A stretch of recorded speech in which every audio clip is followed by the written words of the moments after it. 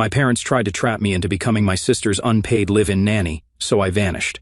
But what happened next shattered their illusion of control. I'm just a regular 25-year-old who worked hard to graduate college and land my first job as an elementary school teacher.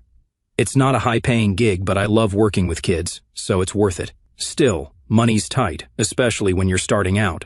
That's why I've been living with my parents in the same suburban house I grew up in. It's not the most exciting setup, but it's practical. They charge me rent, a reasonable amount, as my dad likes to say, and I buy my own groceries. Plus, I chip in with chores like mowing the lawn, fixing stuff around the house, and even cleaning out the garage last summer when Dad hurt his back. It's not glamorous, but it's temporary. My plan was to stay for a couple of years, save some money, and then find a place of my own. Simple, right? Well, it was simple until my older sister Amanda re-entered the picture. Amanda is 32, and how do I put this nicely? She's never exactly been the responsible type. Growing up, she was the golden child. I don't know if it was because she was the firstborn, or if our parents just have a soft spot for her, but she could do no wrong in their eyes. She dropped out of college not once, but twice. The first time, it was because she didn't feel inspired. The second time, she said the professors were too demanding. She's never held down a job for more than a few months. Every time something didn't go her way, she'd quit and come up with some excuse about how it wasn't her fault. Our parents always bailed her out. Late on rent, they'd pay it. Car broke down, they'd cover the repair. Got a speeding ticket? Mom would write the check while muttering about how the police target young women. Meanwhile, I was scrubbing toilets at a diner to save up for college and taking out loans to cover tuition. Amanda had been living on her own for the past couple of years, or so I thought. Turns out she'd been bouncing between different apartments, constantly behind on rent and leaning on our parents to keep her afloat. I didn't know any of this until she showed up one day and casually mentioned she was pregnant. Now, I'm not here to judge anyone for their life choices, but let's just say Amanda wasn't exactly in a stable situation. The father of the baby was some guy she'd been seeing for a couple of months, and from what I could gather, he wasn't thrilled about the whole surprise baby thing. He pretty much vanished as soon as she told him. You'd think this would be Amanda's wake-up call, right? Like, maybe this was the moment she'd realize she needed to get her life together. But no, instead she ran straight to Mom and Dad, who immediately went into fix-it mode. Within a week, they'd started renovating the basement to turn it into a little apartment for her. They even put in a kitchenette. I didn't ask where the money was coming from, but I overheard Mom mention dipping into their retirement savings. I tried to stay out of it because honestly, it wasn't my business. If they wanted to throw money at Amanda, that was their choice. But the thing is, I could already see the writing on the wall. My parents have this way of dragging everyone else into Amanda's problems. It's like they think we all have to band together to help her out, no matter how much of a mess she's made. At first, I told myself it wouldn't affect me. The basement was being turned into Amanda's little apartment, so she'd have her own space. I figured she'd move in, do her thing, and I'd go on with my life. Sure, it was a little frustrating to watch them bend over backward for her again, but I tried not to dwell on it. That mindset worked for about 2 months. Then little things started piling up. First, Mom began making comments about how I should spend more time with Amanda since she was going through so much. Never mind that I was working full-time and coming home exhausted most days. Then came the subtle guilt trips. Mom would say things like, you know, Amanda doesn't have anyone else to lean on right now. It's so hard being pregnant and single. She'd say this while looking directly at me, like I was supposed to magically solve all of Amanda's problems. Dad wasn't any better.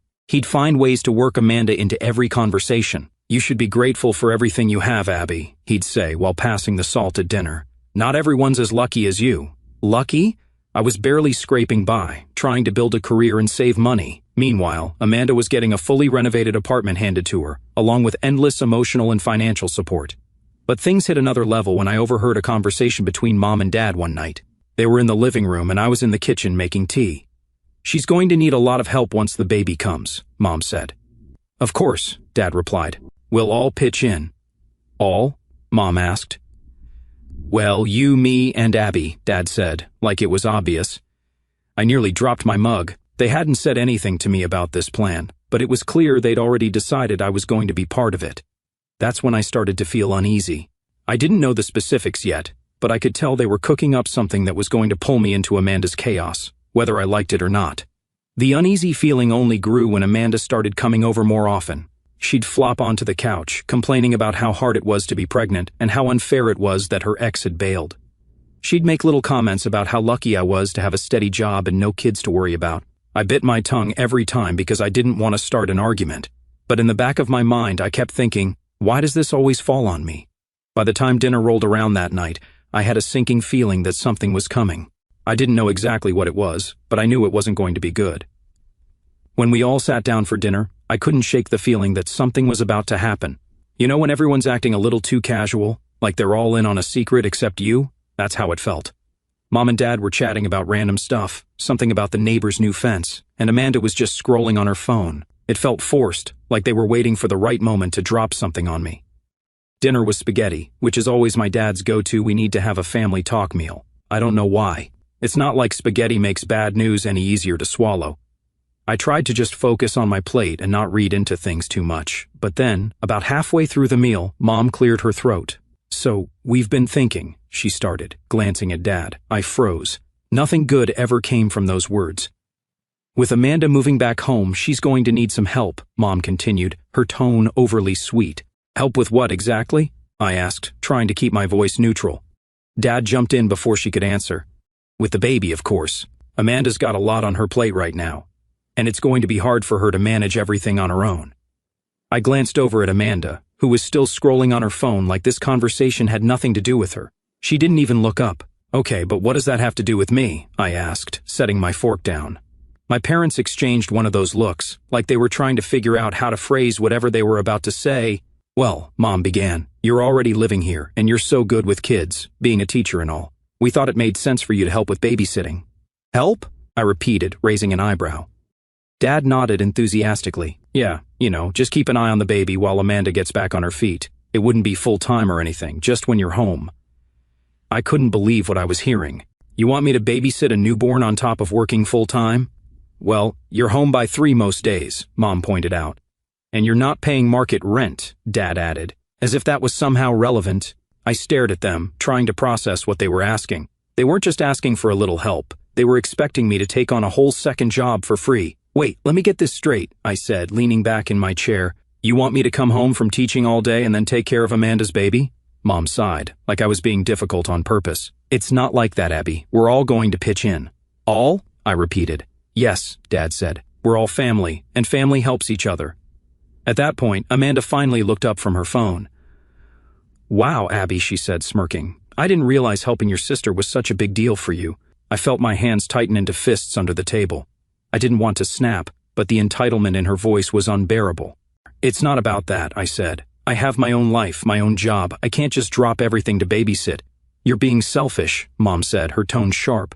"Amanda's going through a really hard time right now. The least you can do is help her out." "Why is it my responsibility to fix her choices?" I shot back, my voice rising despite my efforts to stay calm.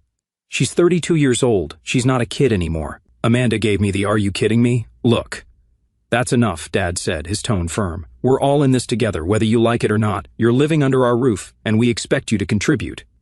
"Family," I said. "I pay rent. I buy my own groceries. I help with chores. How is that not enough?" The room went silent for a moment, and I could feel the tension hanging in the air. Amanda just sat there looking smug, like she'd already won. "Well," Mom finally said, "if you're not willing to help, maybe we need to rethink your living arrangement." My stomach dropped. "Are you threatening to kick me out?" "Of course not," Mom said quickly. "But if you're not willing to contribute more, maybe we need to discuss raising your rent." I couldn't believe what I was hearing. I'd been doing everything I could to be a good tenant, if you could even call it that. And now they were trying to guilt me into taking on responsibilities that weren't mine. "You're seriously going to do this?" I asked, my voice shaking. "You're going to punish me for not wanting to be Amanda's free nanny?" "It's not punishment," Dad said. "It's about being part of the family," I said, standing up from the table. "It's about you two enabling Amanda, like you always have, and now you're trying to drag me into it." "Don't talk about your sister like that," Mom snapped. "I'm done," I said, turning toward the stairs. "You want to help Amanda? Fine. But leave me out of it." I stormed upstairs and slammed the door to my room, my heart pounding in my chest. I couldn't believe what had just happened. I'd always known my parents favored Amanda, but this was on a whole new level. It felt like it was about control. They wanted to keep me under their roof so they could manipulate me into doing whatever they needed. The thing that really stuck with me was how smug Amanda looked through the whole conversation. She barely said a word, just sat there scrolling on her phone like none of it was her problem. And I guess, in her mind, it wasn't. Mom and Dad were already bending over backward to accommodate her, and now they were trying to drag me into it too. I don't think I slept more than a couple of hours that night. Every time I closed my eyes, I kept replaying the conversation in my head, thinking of all the things I should have said but didn't. By the time my alarm went off the next morning, I was still angry, but mostly I felt stuck. I couldn't just up and leave. I mean, I'd thought about it, packing up my stuff and finding my own place, but it wasn't that simple. I was only a few months into my teaching job and still trying to save up. Rent in the area was insane, and I couldn't afford to live alone on my salary. For the next few days, things were tense around the house. Mom and Dad were clearly mad at me, but instead of talking about it, they started with the passive-aggressive comments. "Must be nice to have so much free time after work," Mom said one evening as I walked through the door. "Yeah, some people don't have that luxury," Dad added, not even looking up from his newspaper. I ignored them and went straight to my room. At this point, I wasn't interested in arguing. I knew anything I said would just escalate things, and I didn't have the energy for it. Amanda, meanwhile, was living her best life. She wasn't even officially moved in yet, but she was at the house almost every day, taking over the living room with her stuff and acting like she already owned the place. She'd leave her shoes by the couch, her purse on the dining table, and random shopping bags scattered around, like it was no big deal. One night, I came home to find her lounging on the couch with a bowl of ice cream, watching some reality show. She didn't even acknowledge me when I walked in. She glanced up, gave me a half-hearted hey, and went back to her show. I stood there for a second, waiting for her to say something else, an apology, maybe, or even just a thanks for not flipping out about the situation, but nothing. I went to the kitchen, opened the fridge, and noticed that half of my groceries were gone. The bread I'd bought? Gone. The yogurt? Gone. Even my leftovers from the night before were missing. "Did you eat my food?" I asked, walking back into the living room. Amanda didn't even look up. "Mom said I could," she mumbled between bites of ice cream. "She's not the one who paid for it," I snapped. Amanda finally turned to face me, rolling her eyes. "Chill out, Abby. It's just food." "It's my food," I said, my voice rising. "If you want groceries, go buy your own." "Geez, you don't have to be such a drama queen," Amanda said, setting her bowl down on the coffee table. "You're acting like I stole your car or something." I didn't even know what to say. I just stood there, fuming, while Amanda grabbed her phone and started texting someone, completely ignoring me again. I wanted to yell, to tell her how entitled and selfish she was being, but I knew it wouldn't make a difference. Amanda had spent her entire life getting away with this kind of behavior because Mom and Dad let her, and now they were trying to make me part of the problem. The next morning, Mom cornered me in the kitchen while I was making coffee. "You need to apologize to your sister," she said, her tone stern. "For what?" I asked, genuinely baffled. "For making her feel unwelcome," Mom said, crossing her arms. "She's going through so much right now, and the last thing she needs is you being difficult." "Are you serious?" I said, turning to face her. She ate all my food and acted like it was no big deal. "How is that my fault?" Mom sighed, like I was the one being unreasonable. "It's just food, Abby. You can always buy more." "That's not the point," I said, trying to keep my voice steady. "The point is that she doesn't respect anyone's boundaries, and you're letting her get away with it." "Boundaries?" Mom said, practically scoffing. "This is her home now, too. You need to learn how to share." At that moment, I realized there was no reasoning with her. Mom wasn't interested in hearing my side of things. She just wanted me to fall in line and do what was best for the family. Over the next week, things got worse. Mom and Dad started dropping hints that they were going to raise my rent if I didn't step up. Amanda began moving more of her stuff into the house, filling the basement with furniture and boxes. She even started using my bathroom because, apparently, the one downstairs wasn't good enough. I tried to keep my distance, but it felt like no matter what I did, they were all determined to drag me into their chaos. One night, I came home to find Dad in the living room, holding what looked like a budget spreadsheet. "We need to talk," he said, gesturing for me to sit down. I hesitated, but eventually sat on the edge of the couch, bracing myself for whatever was coming next. "We've been looking at the numbers," Dad said, tapping the paper with his pen. "And with Amanda moving in, expenses are going up. We think it's only fair for you to contribute more." "You're already charging me rent," I said. "How much more do you want?" Dad shrugged. "We're still figuring that out, but if you're not willing to help with the baby, this seems like the best solution." I couldn't believe what I was hearing. They were literally trying to use my rent as leverage to force me into babysitting. "This is ridiculous," I said, standing up. "I'm already paying more than enough for what I get here. If you want me to leave, just say so." "No one's asking you to leave," Dad said quickly. "We're just asking you to do your part." "My part?" I repeated. "You mean Amanda's part?" Dad opened his mouth to respond, but I didn't give him the chance. I walked out of the room and straight up to my bedroom, slamming the door behind me. At that point, I knew I couldn't keep doing this. I couldn't keep living in a house where my boundaries didn't matter, and my parents saw me as nothing more than free labor. I didn't know how or when, but I knew one thing for sure: I had to get out. That thought stayed with me, growing louder every time Amanda waltzed through the house like she owned it, or Mom and Dad tried to guilt-trip me into helping. But deciding to leave and actually pulling it off were two very different things. I didn't have much saved yet, not enough to comfortably afford my own place, and the idea of suddenly uprooting my life felt overwhelming. Still, I knew staying wasn't an option. If I let them push me into being Amanda's backup parent now, it would never stop. They'd just keep piling more and more onto me until I was stuck. I didn't want to wake up one day 5 years later still living in that house, miserable and resentful. The next morning, I made myself a cup of coffee and sat down with my laptop. I opened a spreadsheet where I kept track of my budget: rent, groceries, gas, student loans. I wasn't great at saving, but I'd been putting aside a little every month. I added everything up and realized I could manage a move if I found somewhere affordable and cut back on extras for a while. The timing couldn't have been better. My coworker Ellie had mentioned a few weeks ago that she was looking for a roommate. I hadn't thought much about it at the time, but now it felt like a lifeline. I texted her, "Hey, is that roommate thing still an option?" She replied almost immediately, "Yup, still looking." "Why, you interested?" "Yeah, maybe. Can we talk after work?" Ellie's response was short and sweet, of course. That afternoon I stayed late at school, waiting until the halls were quiet before heading to Ellie's classroom. She was sitting at her desk, grading papers. "What's up?" she asked, looking up from her stack of essays. I hesitated for a second, unsure how much to share. Finally, I said, "I'm thinking about moving out of my parents' place. They're making things complicated." Ellie nodded, like she understood without me having to explain. "The offer's still open," she said. "It's not a big place, but it's clean, and we'd split everything down the middle. Rent's $800 a month, utilities included." That was a little higher than I'd been hoping for, but it was doable. "When would you need someone to move in?" I asked. "Yesterday," she joked, then added, "But seriously, any time. If you're in, the room's yours." I told her I'd let her know by the end of the week, but in my head, I'd already made up my mind. This was my way out. Then, I had to figure out how to leave without creating even more drama. If my parents caught wind of my plan too soon, I knew they'd try to sabotage it. They'd guilt me, argue with me, maybe even go as far as raising my rent immediately to stop me from saving anything. So, I kept quiet. I started packing little by little, focusing on the essentials, clothes, personal items, and anything I couldn't afford to replace. I stored everything in the trunk of my car, hiding it under a blanket in case anyone got curious. At the same time, I started documenting everything, just in case. I took pictures of my room, my furniture, my electronics, anything that could potentially become a point of contention later. I knew from experience that Amanda had a way of forgetting what belonged to whom, and I wasn't about to lose my stuff in the chaos of leaving. One night, while everyone was asleep, I printed out a letter formally giving my 30-day notice.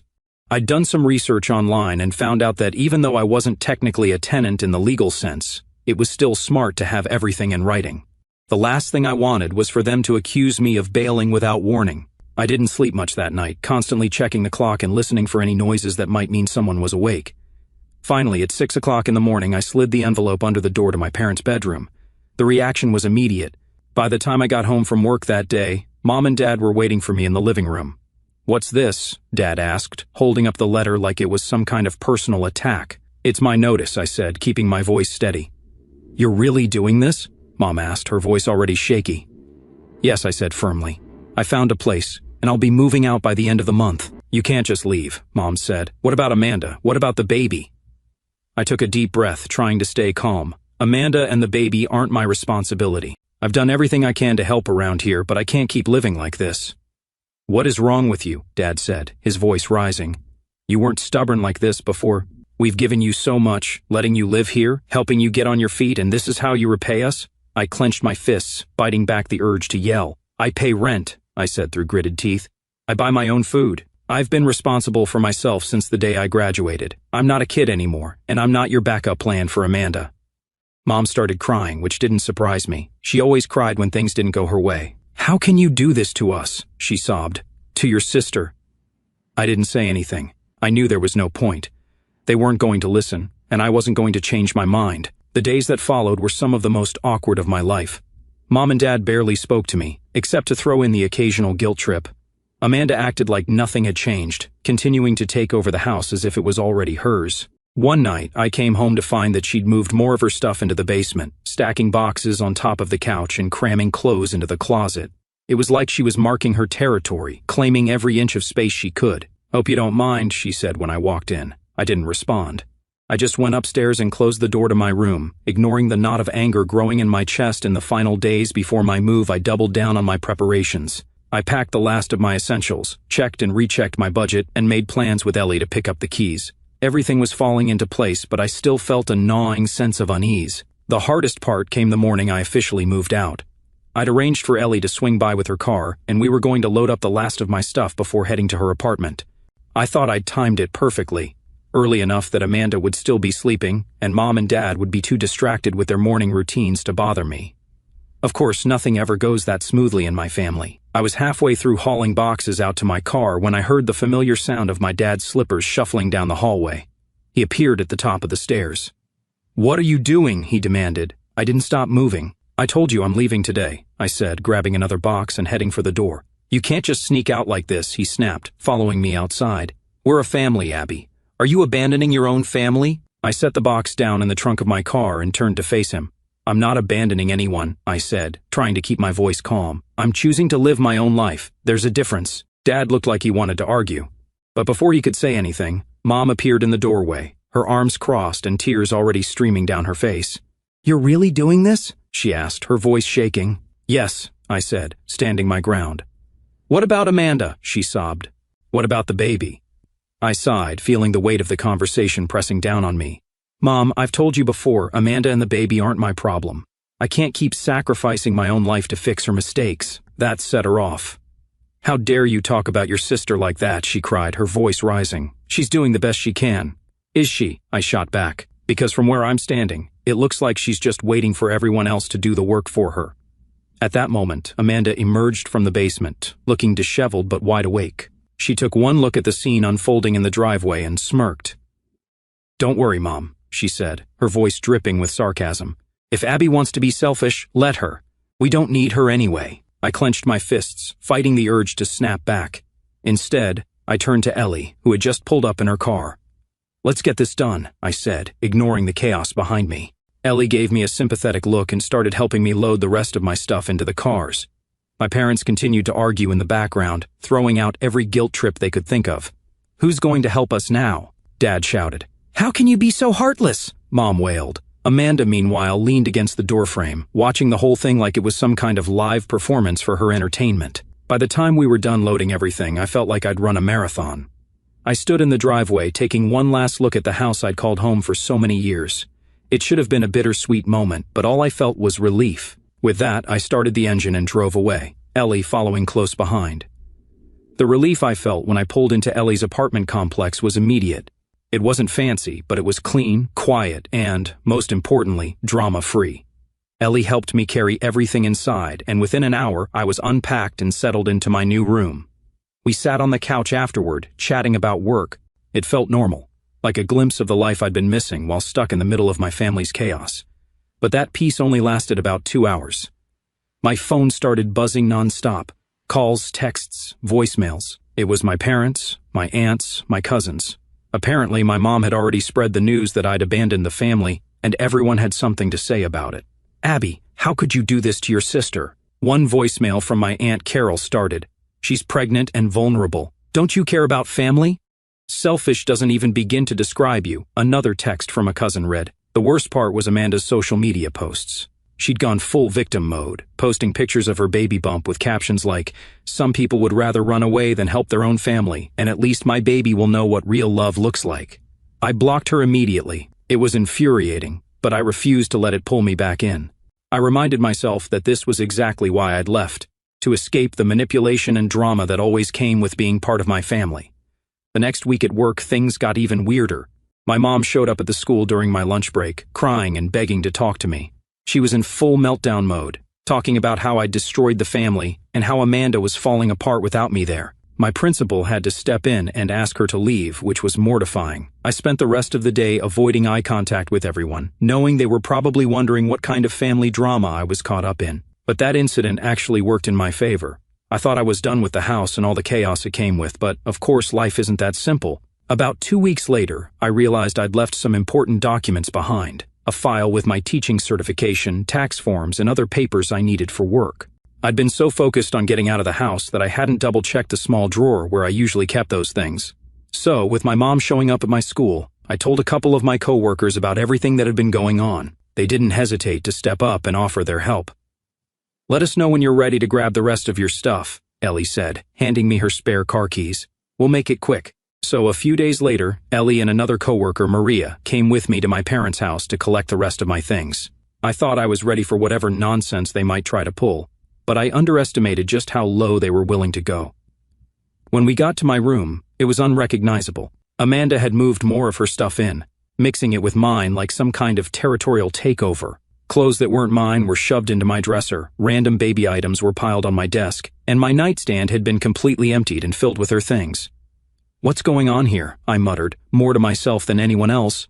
Amanda appeared in the doorway, holding a cup of coffee and looking entirely unbothered. "Oh, hey," she said casually, like nothing had happened. "I guess some of my stuff got mixed in. It's hard to tell what's yours and what's mine at this point." I stared at her, trying to process the audacity of her words. "You mean the stuff that was in my room, where I've been living for years?" She shrugged, taking a sip of her coffee. "Well, you already left, so what does it matter?" It was clear she'd done this on purpose, hoping to make things more difficult for me.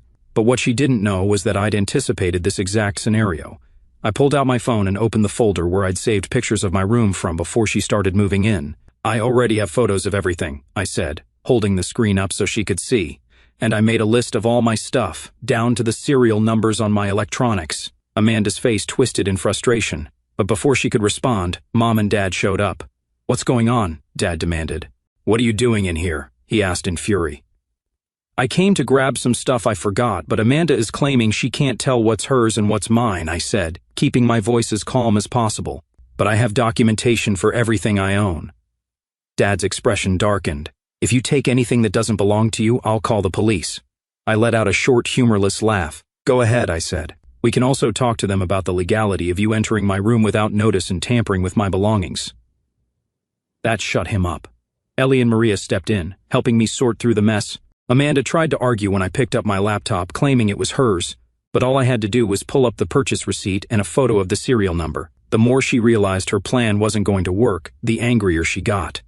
"This is so unfair," she shouted, throwing her hands in the air. "You're stealing from a pregnant woman." I turned to her, finally fed up.